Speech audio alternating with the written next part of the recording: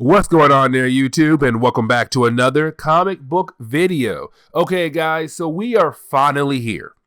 We are finally here where we are going to wrap up X of Swords. Yes, you heard that right. We are going to wrap up X of Swords. And we pick up with chapter 20, 21, and 22. Now, with that being said, at the end of our last video, we saw Apocalypse getting ready to fight against his wife, Genesis, in the final round of the tournament. And of course, this round right here could basically lead into who wins the actual competition, COPPA or Arrako. We've been covering X of Swords for a very long time, but let's go ahead and wrap up this crossover event with this book right here, this video right here. So I do hope you enjoy today's comic book video, but here we go. Now, to get into today's video, we actually pick up with X-Men number 15. Now, with this book right here, we actually pick up with Cyclops and Jean Grey. Now, remember, in our last video, Cable was calling out to his mother and his father, Cyclops and Jean Grey, and telling them, we're about to lose. Like, originally, when he called them, Arrako was winning big. COPPA was losing very badly. And so, of course, he called up his parents to tell them, we're about to lose. And honestly, it scares me, parents. It scares me a lot. Now, Saturn cut off that connection. Now, with that being said, that was a mistake. And I said that in our last video. And the reason why? Because Cyclops and Jean Grey are very caring parents. And so, of course, now they're about to go into Otherworld, ruin that tournament to save their son. But of course, Cyclops and Jean Grey, they have a plan. And of course, they're going to use that plan to make sure their son and the rest of the X-Men characters in COPPA will be saved by them. Now, we actually do see Cyclops and Jean Grey walk over to the Quiet Council. Now, of course, remember, the Quiet Council is basically a group of mutants that come together to make the big time decisions when it comes to the island. Now, of course, there is a reason why Cyclops and Jean Grey are coming to the Quiet Council to talk to them. But here's the thing. We don't find out why. Because we have to jump over to a more serious situation happening at the moment. Because let's not forget, Apocalypse and his wife Genesis are about to fight. Now, right before they do fight, you have Apocalypse ask his wife one simple question. Are you going to wear the mask? Of course, he is talking about the mask of annihilation. Because remember, when someone wears that mask kind of takes over your body or influence you to do certain things. And so right now, you have Genesis take off the mask and say, no, I'm going to fight you, my love, without the mask. And so the final fight actually begins. Apocalypse versus Genesis. Who is going to win? That is the big question that's right now on the table. But we have to jump back over to Cyclops and Jean Grey. Now, the next section of this book, written by Jonathan Hickman, is really more of him focusing on Cyclops and Jean Grey, telling the Quiet Council what they have in mind, that they're gonna go over to the Otherworld to save their son, but the rest of the X-Men characters who need help right now. Now, with that being said, of course, the Quiet Council is not down with this plan, because Cyclops tells them, listen, our son called us. He told us that we are losing big time, not small, big time. And of course, he cried out for help. And so I am going to go out there to actually help my son. And of course, I want a strike team to come with me so that I'm making sure we're able to actually win this battle. Now, of course, Cyclops is the best person to possibly lead that strike team. And the reason why, because Cyclops has been an X-Men for so long. He was the first team leader. He has been doing this for most of his life. He knows what it's like to lead a team into battle. Now, of course, for the Quiet Council, they have to decide by voting to let Cyclops and Jean Grey actually go into Otherworld. Now, I do want to mention one thing. Don't forget, Jean Grey is part of the Quiet Council, but she says, listen, I'm going too, because that's her son right now who's trapped in Otherworld fighting in that war. She wants to save her son. And so again, this is why I say Saturnine messed up. When Saturnine cut that connection between Jean Grey and Cable when they were talking through the minds, I said that was a mistake right there. And the reason why, because now you have Jean Grey more determined to save her son. And so even when the Quiet Council debates about should they actually let Cyclops and Jean Grey go on with this mission, they end up voting, and they keep coming out saying, nope, the vote says no, you're not allowed to go. You must stay here. But of course, Cyclops say, I don't care what the votes say.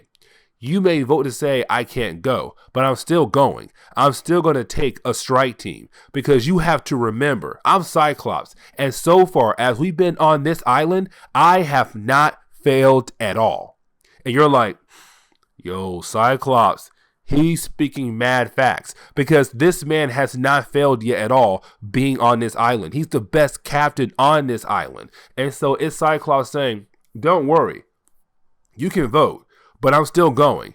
And because my son's down there, you actually thought that your vote was going to change my mind? No. And Jean Grey, she is coming with me. And so they actually just walk away with the idea of them going to stop and save their son.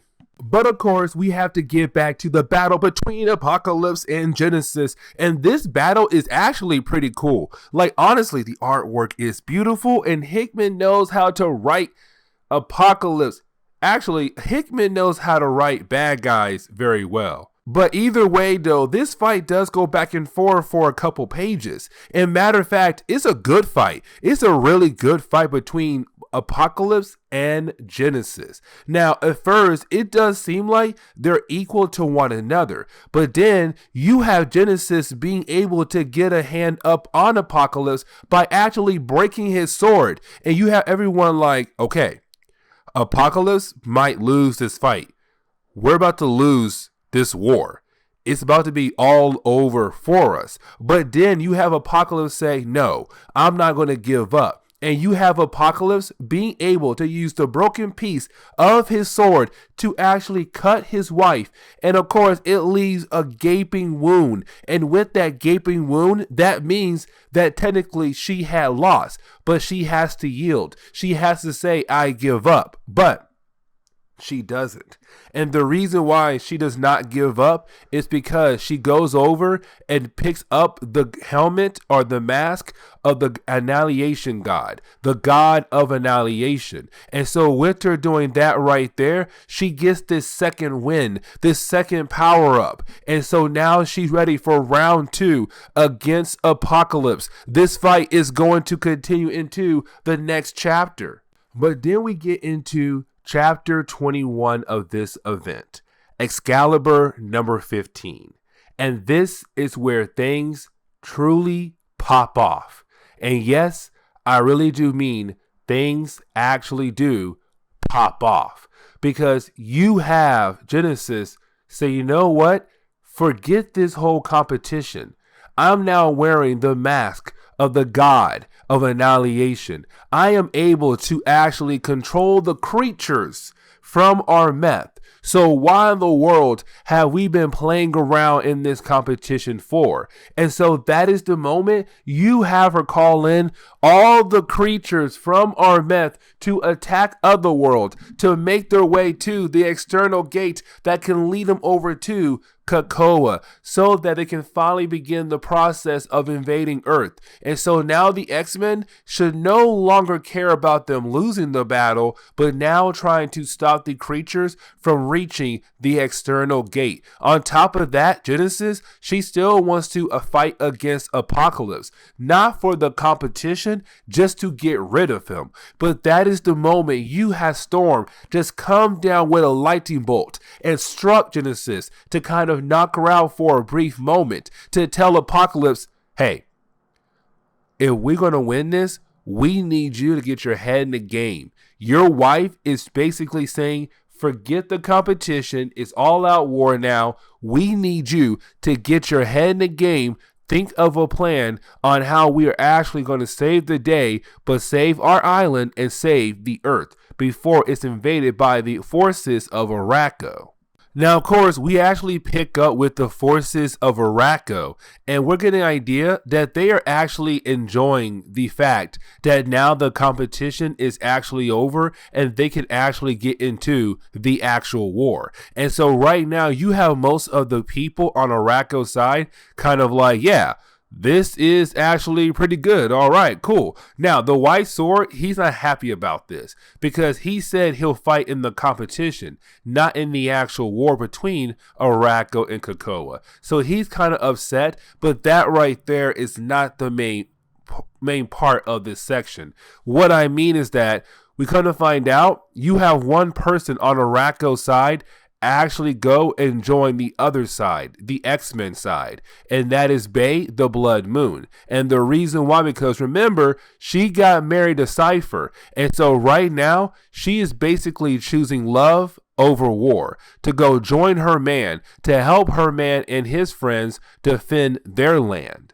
Now, of course, with the all-out war in Otherworld, of course, this war is taking place right at the home of Saturnine. And so right now, her main goal is to find a way to protect her home. How can she protect her home from this attack? Now, of course, her and her assistant go into a particular room. And when they do, they drop a box out. And this box is holding a bunch of different pieces, and of course Saturnine must put these pieces together. Now when she does this, it is going to lead into one of the craziest moments of this event. But getting back over to the X-Men, they're trying to defend themselves. They're trying to defend the external gate. They're trying to defeat these creatures coming from Armeth and to hopefully stop the army of Arrako as well. But of course, that is the moment you have the X-Men come to find out that Bay the Blood Moon has chosen their side. Because again, she chose love over war. And so right now, she's here to help her man and his team win this war. Apocalypse and most of the X-Men are confused, but then they realize they don't have a choice here. They need all hands on decks if they want to actually win this huge battle. But you have the X-Men and Bay the Blood Moon working together as a way to fight against the forces of Arrako, Genesis, the children of Apocalypse, the creatures from Armeth. They're fighting against so many different forces, the champions of Arrako as well. But they're fighting against so many different forces. Our heroes are trying their best because they know if they die, if they lose here, Earth is going to fall. Because remember, if Arrako wins the war, they have the right to go ahead and invade Earth. Now, of course, Genesis is basically saying, no, we're going to war now and we're going to conquer Earth. And so right now it seems like the X-Men are about to lose. The X-Men are going to lose to Arrako, and Arrako is going to conquer Earth. It does look like that because they are completely surrounded by all the different forces under control of Genesis and the god of annihilation.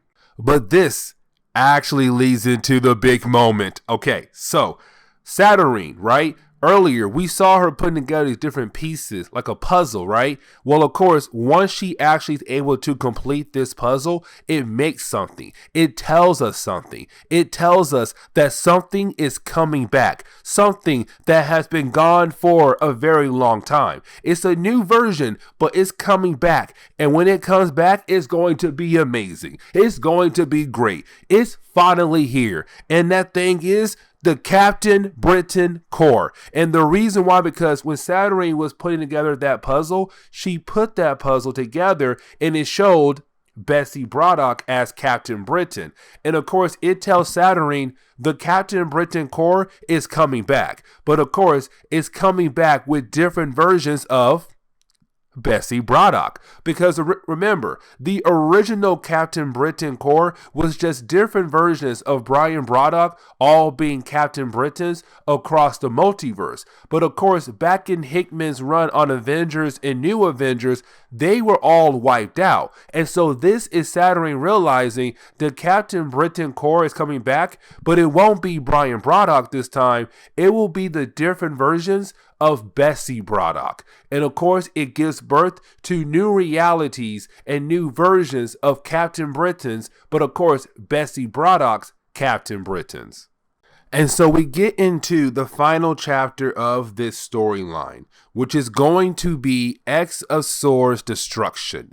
Yes, this is the final chapter. This is where everything begins to fall apart for Arrako, not COPPA. And the reason why I say that, because remember, the Captain Britain Corps is back. It's finally back. But you have Saturnine walking outside to show us that yes, they are back, and they're coming back right now to help the X-Men fight against the forces of Arrako. And so you have all the different versions of basically Bessie Braddock just falling out of the sky to help fight against the forces of Arrako. Now, of course, this is still not enough for the X-Men to win. Yes, you are talking about different versions of Bessie Braddock, who are all being Captain Britons across the multiverse, coming here to actually help the X-Men out, to win this battle. You may think they actually have the chance to win this war right here and now, but the numbers are still not in their favor, because remember, these are mutants from Arrako who have been fighting in wars for thousands of years. They are not going to just give up so easily. And so with that, of course, right now, of course, the X-Men are still losing. Yes, they do have that bright moment right there with the return of the Captain Britain Corps, but it's just not enough. And so now it's kind of like, what can they do to actually win this battle? What can they do to actually save the day? But that is the moment you have Cyclops actually contact Cable. Because remember, Cyclops and Jean Grey said they're going to save their son and their friends and family who are tied into this war. Now, of course, the way they come in is so freaking amazing. Like, when I got to this page right here, I was like, yep, it's over. They're going to lose. Not the X-Men, Arrako is going to lose. Because you have Cyclops call up Magic and say, hey, Magic, need a portal. Like, open up the biggest portal you can open up. And she's kind of like, what do you mean? Why do we need a portal so big? And that is the moment you have Cyclops and Jean Grey just use that portal as a way to bring in the Sword Space Station. Remember, that appeared in the earlier chapters of this event. Yes, it was only like 2 or 3 chapters, but of course it was still important because of this moment right here, and also because what happens after this event right here. But either way, yes, the X-Men, Jean Grey, Cyclops, have brought the Sword Station, the Sword Space Station, to this battle. And the reason why, because that station is holding a bunch of different X-Men characters over the years on the ship, all here to help fight in this war. And so now you can say it's finally all hands on deck. Now, of course, we get back to Apocalypse and Genesis fighting against one another. Now, this fight is actually very important. And the reason why, because when it comes to Apocalypse and his wife, when they left, or when she left to go to Armeth as a way to keep the forces of Armeth at bay with Arrako and her children, she told Apocalypse to build something on COPPA, to build a nation, to build something beautiful. And the thing is, he did that. This is Apocalypse showing his wife, look at the X-Men. Look at all these different characters. They're all here right now. We have built something great on that island. And here you are right now trying to take that away from us. That is not going to happen. And so right now you have Apocalypse thinking he's about to win. But Armeth's like, no. You are not about to win at all. And matter of fact, let me tell you why. And the reason why, because she's holding the god of annihilation mask on her head. And so Genesis does use her powers of the god of annihilation as a way to show her husband what she meant. And that is the moment she released a bunch of different creatures as a way to attack the army of COPPA and Apocalypse. And so right now the X-Men, they have to realize maybe they can't win again because she's holding the power of a god in her hand. But that is the moment we actually do pick up with Cable coming over to Saturnine to tell Saturnine, hey, listen, we're going to lose this. There's no way we can win. Doesn't matter how many X-Men characters we have. Doesn't matter how many, of the Captain Britons. We're going to lose this war. There's no way we can actually win. But then you have Saturnine say, what card did I give you when you first arrived in Otherworld? And remember, she gave each X-Men who was a champion for Krakoa a sword. And of course, his card was the Fool. And she said, you are a fool who's holding a sword right now. And what can that sword do again? And remember, that sword had the ability to power up the Sword space station. But the orb on that space station opened up a portal, and that portal led into a reality of a group that comes and they want to basically kill off everything in their path. And that group is called the Vescora, and we saw them in an earlier chapter. And so it's Saturnine saying, stab that sword in that orb, open up that portal to let the Vescora come through and do their thing. Because then with them here as well, there's no way we can lose this battle actually. But then we have to get back to Apocalypse fighting against his wife once again. And the reason why, because right now you have Apocalypse and his wife fight get so big, so epic, but Apocalypse realized what he has to do to hopefully end the war, but to hopefully save his wife as well. And that is the moment you have Apocalypse pull the mask of the god of annihilation off his wife's face and puts it on his own face. And when he does that, of course, that means there is a possibility Apocalypse could now be taken over by the god of annihilation. And that is huge right there. Now, there is a good reason why Apocalypse took over the mask of annihilation from his wife. And the reason why, because remember, the helmet or the mask of the god of annihilation belongs to Armeth. And of course, Armeth is on the side of Arrako. Now, here's the thing, though. Whoever wears the mask, they're basically on the side of Arrako, Armeth's side. And so that means if Apocalypse is able to control the mask and say that he does surrender, he's not surrendering for Krakoa, he is surrendering for Arrako, which means that Arrako will lose and Krakoa would win. Now, right before Apocalypse does that, there is one singular sign that's about to happen. And that sign comes into one particular character. And that character is Iska the Unbeaten. Because remember, her mutant ability is she can never lose. And so you have the children of Apocalypse look at her and realize that she has switched sides. And with her kind of going on the side of Krakoa, that means Arrako is about to lose this overall competition. And that is the moment you have Apocalypse say, I surrender. But he's wearing the god of annihilation, which means technically Arrako surrenders, which means Krakoa wins. And when Saturnine hears that, she knows she can go ahead and get rid of an entire universe, which is Armeth, because that was the rules. And so now she can do that. Now, of course, Saturnine doesn't do that. What she does instead is basically turn the mask of the god of annihilation into some kind of staff. Now, this is the moment where you actually do have Saturnine say, okay, the competition is over. Krakoa, get to go home and keep your island. Arrako, you must go back home and stay there because you lost the war. It's over. Everything is done. Now, of course, this is the moment you actually do have Saturnine say, but there's one more thing I require to happen, which is each side must give up one mutant to the other side, kind of like exchange of prisoners. Now, of course, you have Genesis select, had a hard time saying that, you have Genesis select Apocalypse because that is her man. That's her husband. She wants to be with him again. And of course, Apocalypse chooses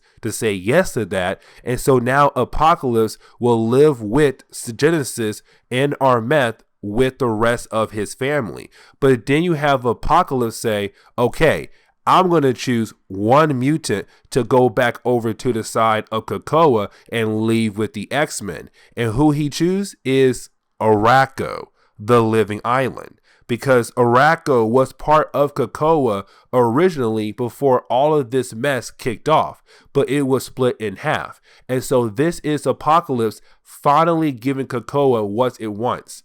Its lover, Arrako, back together once again. And so, of course, the deal is done. Now, here's the catch, though. There could be a lot of mutants on Arrako also going with the island back over to Earth to be connected with Krakoa. That could actually happen. And so this is where we're going to end today's comic book video, because this is the moment where you actually do have Jonathan Hickman tell us Dawn of X is over. X of Swords was a way for him to wrap up Dawn of X. Dawn of X was just the beginning of this new era of X-Men comics, because now after this, we jump into the Reign of X, a brand new era for the X-Men comics to see what could possibly happen next for the X-Men and their many teams. But with that being said, I do hope you enjoyed today's comic book video. And if you did, please leave me a like down below and subscribe. Also, if you have any suggestions on books I should read, well, please let me know in the comments below, because you never know. Your suggestion could be a future video down the road. But guys, I'll see y'all next time. Later.